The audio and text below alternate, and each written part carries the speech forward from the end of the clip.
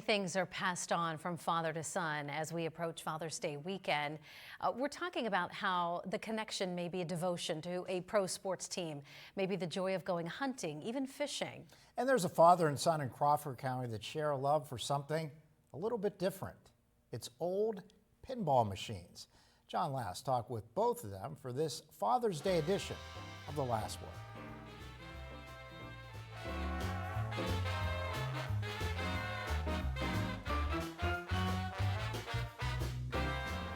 Before video games, there was pinball. And here in Cambridge Springs, there's a couple of households where pinball is still the preferred game to play.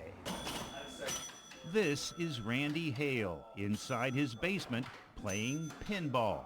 Randy has been flipping a shiny silver ball off the bumpers of a pinball machine since he was a 10-year-old newspaper boy.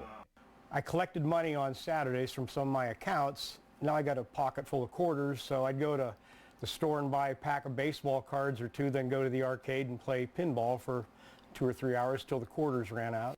The arcade on Main Street in Cambridge Springs was a popular place for townies like Randy and students from Alliance College. It's now gone. Pinball has long been replaced by other amusement games.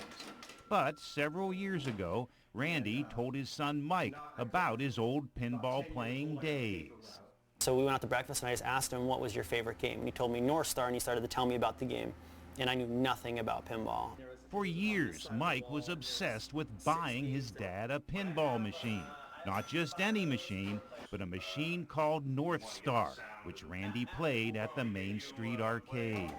Mike found this one and bought it 3 years ago from a collector in Clarion who made a prophetic statement. And he warned me when I was loading it in the back of the truck with my brother. He said, just so you know, this won't be your last. And I kind of shrugged it off, thinking, oh, this is just a gift for Dad, and this is the end of it. The collector from Clarion was right. Mike now buys and restores old pinball machines. There's now 27 of them, divided up between Randy's basement, Mike's house, and garage. Mike and Randy host pinball parties at all 3 locations for friends, family, and community groups. The high scores for each machine are posted on the wall. I think what's really satisfying for me is watching people come in and enjoy my hard work. And it's not to show off or to be braggy, but when I see people like my dad's friends come in and they just light up and see the joy that they have, there's a lot of pride that comes with that. Mike, who knew nothing about pinball 3 years ago, recently left his job as technology supervisor for Intermediate Unit 5 to manage a pinball museum in Girard, Ohio.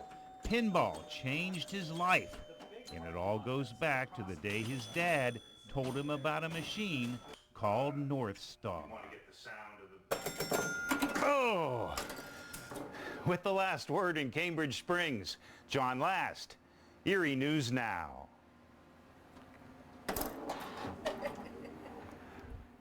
I'm sure John stayed there for hours knowing him. Mike's garage has pinball machines that go back 50 to 70 years. Wow. It also has old favorites like arcade baseball, shuffle bowling, and target shooting. That sounds fun. He says there are still, though, 2 pinball machines that he wants to find. They are called Joker Poker and Neptune, just in case any of you might know about them.